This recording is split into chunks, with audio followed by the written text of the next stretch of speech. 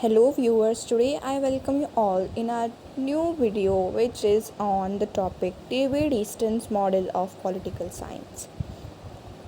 So before starting the video, I request you all to give your love and support to this channel and subscribe it if you like my videos and share if your friends also need this stuff and like the video and also comment down below in the comment section the topics on which you want the next videos. So without any further delay, let's get into the video. So आज हम बात करने वाले हैं, जैसे मैंने पहले भी बता दिया है आपको, डेविड ईस्टन का जो मॉडल है पॉलिटिकल सिस्टम का। तो ये वाला जो वीडियो है, ये जो पॉलिटिकल सिस्टम का एक वीडियो मैं पहले अपलोड कर चुकी हूँ। उसके बाद ये जो सेकंड जो है, ये जो डेविड ईस्टन ने जो मॉडल दिया है पॉलिटिकल सिस्टम उसका है, और जो थर्ड अब नेक्स्ट वीडियो आने वाला है वो जो आर्मंड है उसका जो व्यू होने वाला है पॉलिटिकल सिस्टम का, उस पर बेस्ड होने वाला है। तो ठीक है, तो David Easton has expressed his views about political system in his book the political systems. तो जो डेविड ईस्टन है उन्होंने जो अपने व्यूज़ दिए हैं पॉलिटिकल सिस्टम के रिगार्डिंग, उन्होंने वो सारे एक बुक में लिखे हुए हैं जिसका नाम है, बुक का नाम है द पॉलिटिकल सिस्टम्स। ठीक है, और जो डेविड ईस्टन है इन्हें ही फादर ऑफ ये पॉलिटिकल सिस्टम कहा जाता है, और बिहेवियरलिज्म का भी जो मेन कंसेप्ट है वो इन्होंने दिया था। ठीक है, तो आप ये याद रख सकते हैं पॉइंट। फिर आता है Easton refers to two kinds of functions, input and output functions. तो जो डेविड ईस्टन ने मॉडल दिया है उस मॉडल के इन्होंने मेनली टू फंक्शंस बताए हैं, input function and output function. तो यार ये बहुत ईजी मॉडल है, इस वीडियो के बाद में आपको बहुत ही ईजीली समझ में आ जाएगा ये। ठीक है, तो input function, inputs are activities which enter political system for getting converted into political system. तो जो इनपुट्स है वो ऐसी एक्टिविटीज़ हैं, ऐसी चीज़ें हैं जो पॉलिटिकल सिस्टम में, पॉलिटिकल एरेना में एंटर करती हैं to get converted into the political system.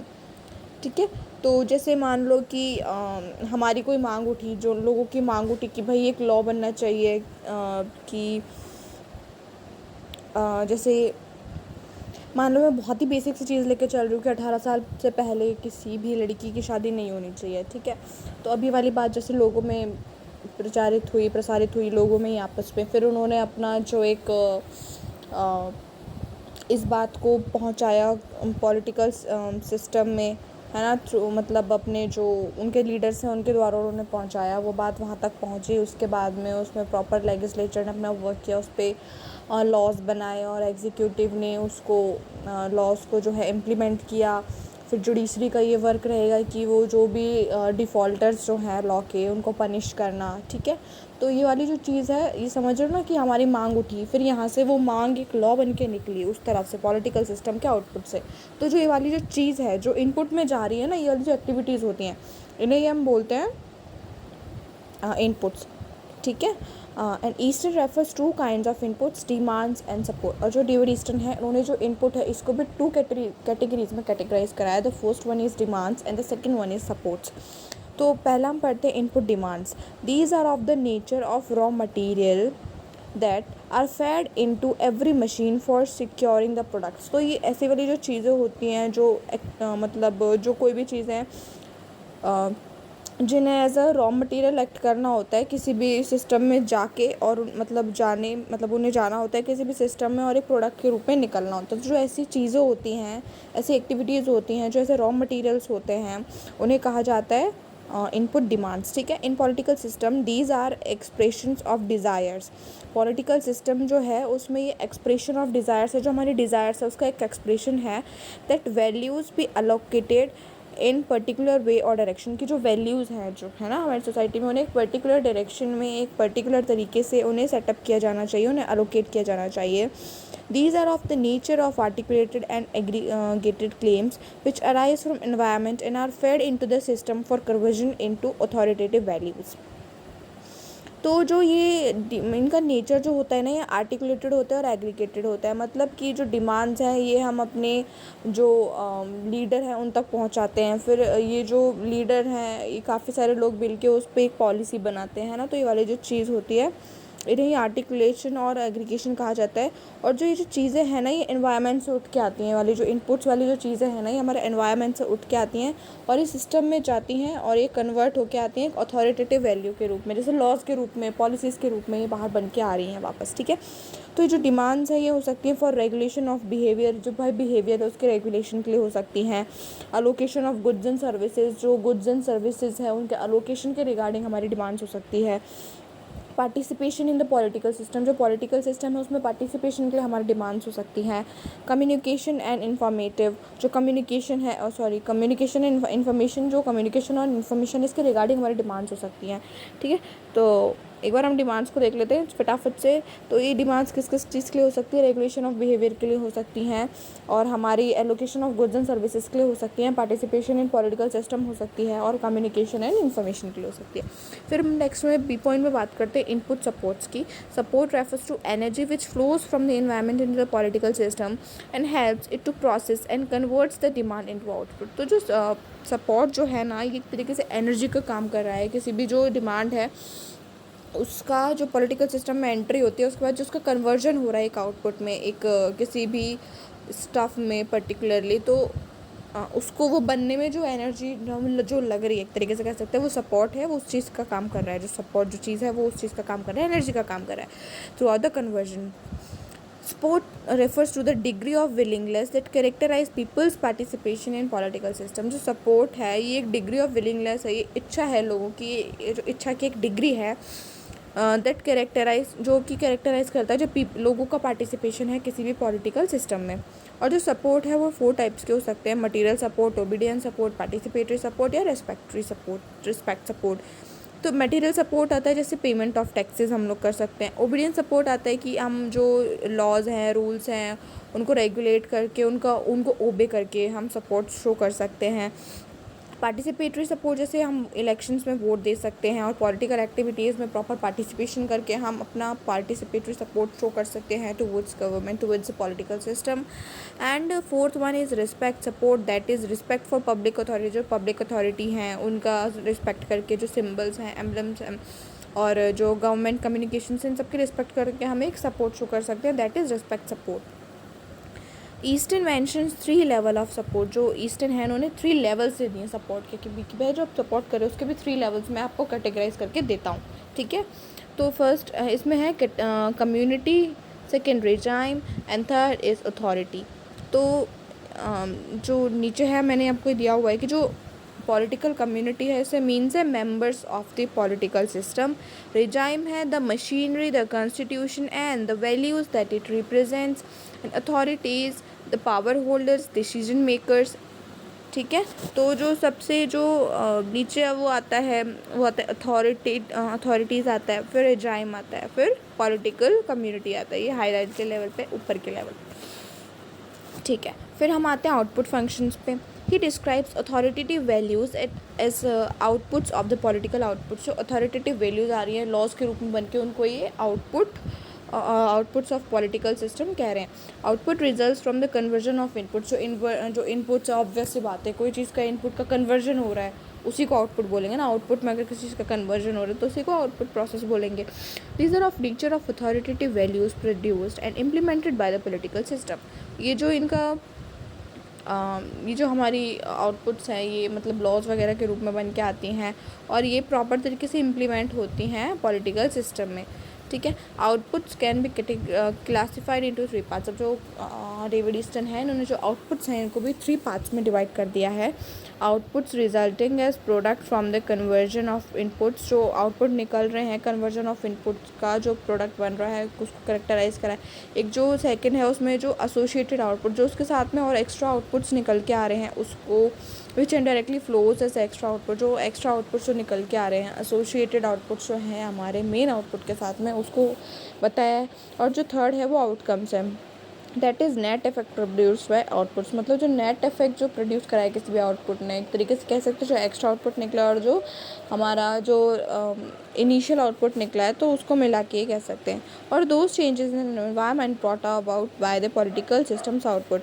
और जो हमारा जो चेंजेस जो आए हैं हमारे एनवायरनमेंट में, जो पॉलिटिकल सिस्टम का आउटपुट है उसको भी हम कह सकते हैं आउटकम्स, ठीक है। तो अभी हम कुछ फीचर्स पढ़ लेते हैं डेविड ईस्टन की जो अप्रोच है इसके। तो ये आप थोड़ा सा और अच्छे से इस टॉपिक को समझने के लिए कर सकते हैं। हालांकि जो मेन जो चीज़ है वो मॉडल पे ही आती है, जो डेविड ईस्टन का जो मॉडल है ना, उसी पे ज़्यादा क्वेश्चंस आते हैं। तो फीचर्स हम देख लेते हैं एक बार इस सिस्टम के। कंस्ट्रक्टिव मॉडल, जो मॉडल है ये वो कंस्ट्रक्टिव मॉडल है। Easton conceives the political system as a system of interaction. जो डेविड ईस्टन है, ये जो हमारा पॉलिटिकल सिस्टम है इसको as a system of interactions मानते हैं, ठीक है। Easton's concept of political life is of a system of behaviour embedded in an environment to the influences of which the political system itself is exposed and in turn reacts. It means beyond the political system, there are other systems or environments, physical, social, psychological, which distinguish the political system from other system. तो इसमें ये कहते हैं कि जो political system है उसके अलावा भी कई सिस्टम्स हैं, जैसे एनवायरनमेंट में हो गए, जैसे फिजिकल है, सोशल है, साइकोलॉजिकल है, जो कि जो पॉलिटिकल सिस्टम है उसे अलग से जो दूसरे सिस्टम्स हैं उनसे डिफरेंशिएट करते हैं। और ये भी बताते हैं कि जो इसमें जो कंसेप्ट ऑफ पॉलिटिकल लाइफ है ये बताता है कि जो सिस्टम है, जो अ system of behaviour embedded in an environment, जो बिहेवियर का जो सिस्टम है, जो एनवायरनमेंट में एक तरीके से काफ़ी ज़्यादा अंदर तक धंसा हुआ है, उसमें काफ़ी ज़्यादा है वो जो उसके एलिमेंट्स हैं।